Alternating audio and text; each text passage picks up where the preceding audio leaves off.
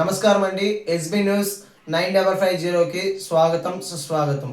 ఏ రోజు వార్త ఆ రోజు మనకు అప్డేట్ కావాలంటే ఎస్బీ న్యూస్ 9550 ఛానల్ను మీరు సబ్స్క్రైబ్ చేసుకుంటే ప్రతిరోజు వార్త మీకు అప్డేట్గా ఉంటుంది.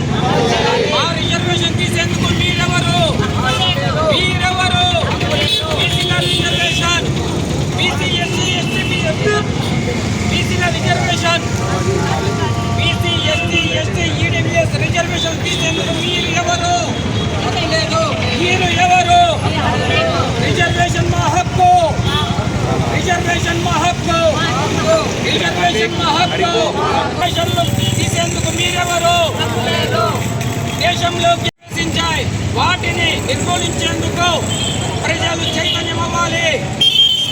దేశంలోకి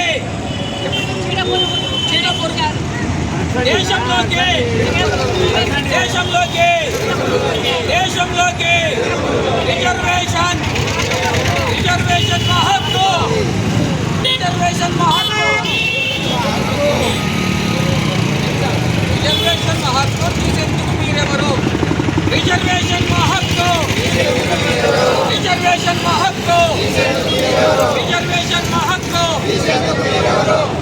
మా మాట మాకు కావాలి.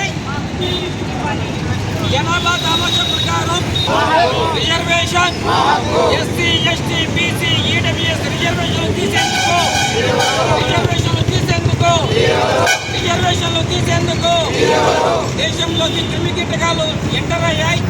రాష్ట్రంలో దేశంలో మన బీసీ కావాలి.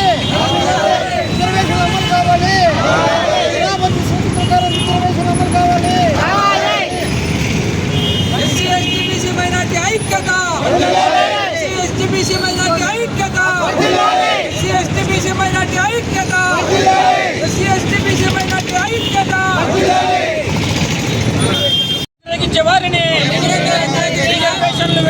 వారిని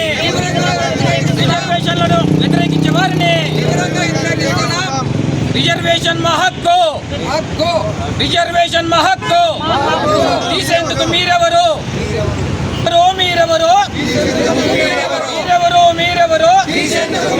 రిజర్వేషన్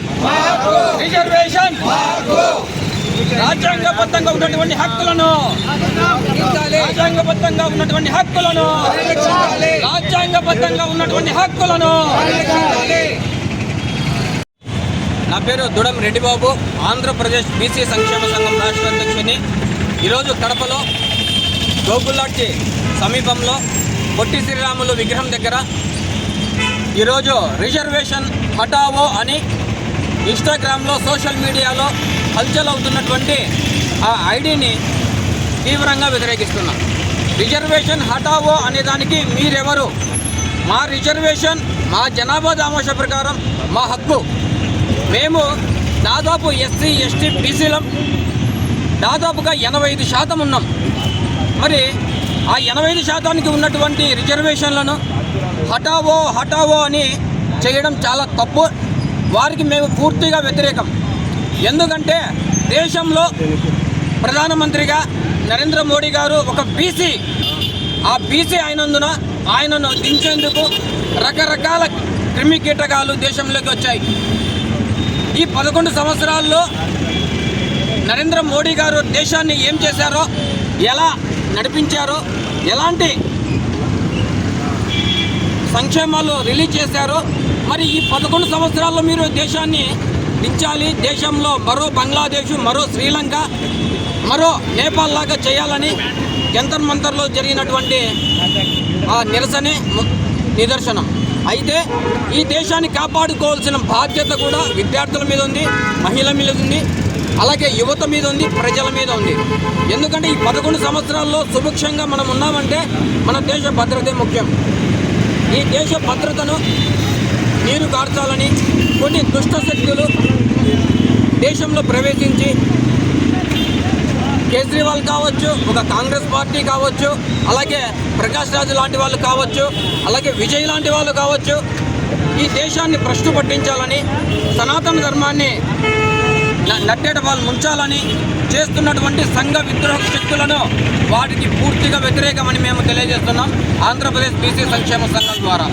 అలాగే ఇక్కడికి వచ్చినటువంటి వాళ్ళు కూడా వాళ్ళ మద్దతు వాళ్ళు తెలియజేస్తున్నారు. వివిధ సంఘాలు, వివిధ రాజకీయ పార్టీలు వచ్చాయి.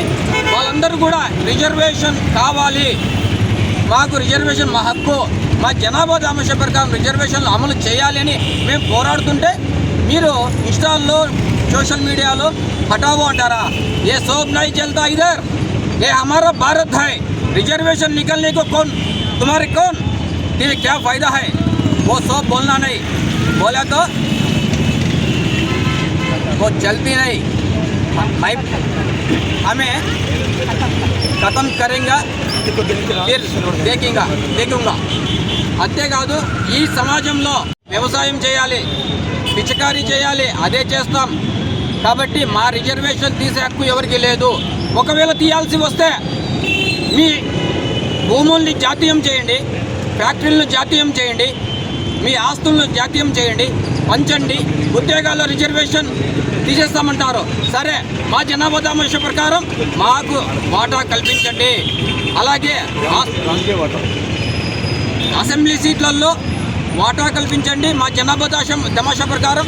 అలాగే పార్లమెంటు సీట్లలో, అలాగే ముఖ్యమంత్రి సీట్లో కూడా మాకు జనాభా దామాషా ప్రకారం వాటా కల్పించిన తర్వాత రిజర్వేషన్ హటావో అని మళ్ళీ అప్పుడు పిలుపునివ్వండి, అప్పుడు ఆలోచిద్దాం. అంతేగాని ఇప్పుడు మా రిజర్వేషన్లు అమలయ్యే పరిస్థితిలో మేము రిజర్వేషన్ పెంచండి అనే మూమెంట్లో మీరు చేస్తే మాత్రం మిమ్మల్ని పిచికారీ చేయాల్సి వస్తుంది. ఖచ్చితంగా దేశ ప్రజలు మీకు వ్యతిరేకంగా పని చేస్తామని కూడా ఈ సందర్భంగా తెలియజేస్తున్నాం. జై హింద్, జై భారత్.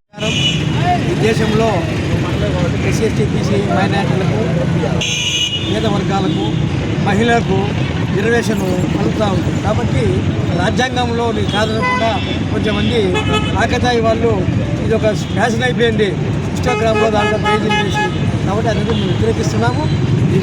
ఈ దేశంలో అందరికీ దేశము, కాబట్టి సమాన హక్కులు, సమాన అవకాశాలు ఇవ్వాలి.